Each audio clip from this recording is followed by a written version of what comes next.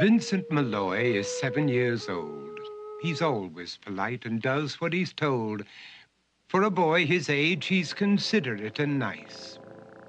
But he wants to be just like Vincent Price.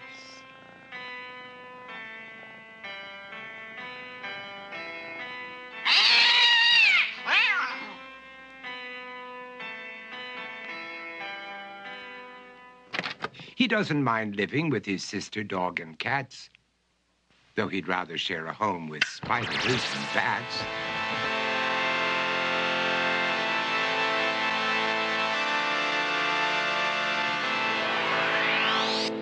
There he could reflect on the horrors he's invented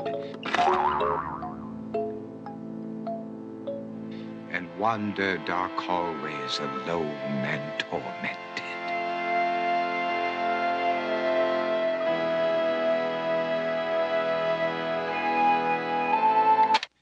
Vincent is nice when his aunt comes to see him, but imagines dipping her in wax for his wax museum.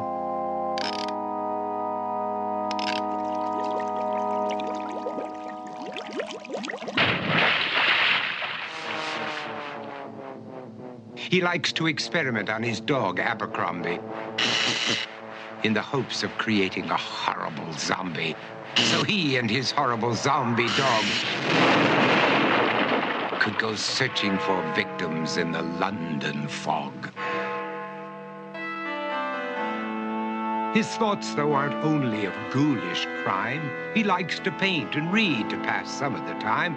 While other kids read books like Go, Jane, Go, Vincent's favorite author is Edgar Allan Poe. One night, while reading a gruesome tale, he read a passage that made him turn pale. Such horrible news he could not survive, for his beautiful wife had been buried alive. He dug out her grave to make sure she was dead, unaware that her grave was his mother's flower bed. His mother sent Vincent off to his room. He knew he'd be banished to the Tower of Doom, where he was sentenced to spend the rest of his life alone with the portrait of his beautiful wife. While alone and insane, encased in his tomb, Vincent's mother burst suddenly into the room.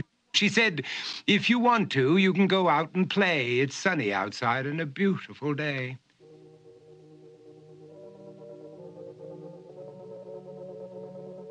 Vincent tried to talk, but he just couldn't speak.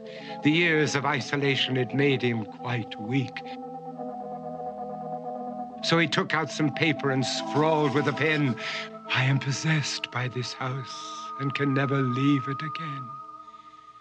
His mother said, "You're not possessed and you're not almost dead. These games that you play are all in your head. You're not Vincent Price, you're Vincent Malloy. You're not tormented or insane, you're just a young boy. You're 7 years old and you are my son. I want you to get outside and have some real fun." Her anger now spent, she walked out through the hall. And while Vincent backed slowly against the wall, the room started to sway, to shiver and creak. His horrid insanity had reached its peak. He saw Abercrombie, his zombie slave, and heard his wife call from beyond the grave. She spoke from her coffin and made ghoulish demands, while through cracking walls reached skeleton hands.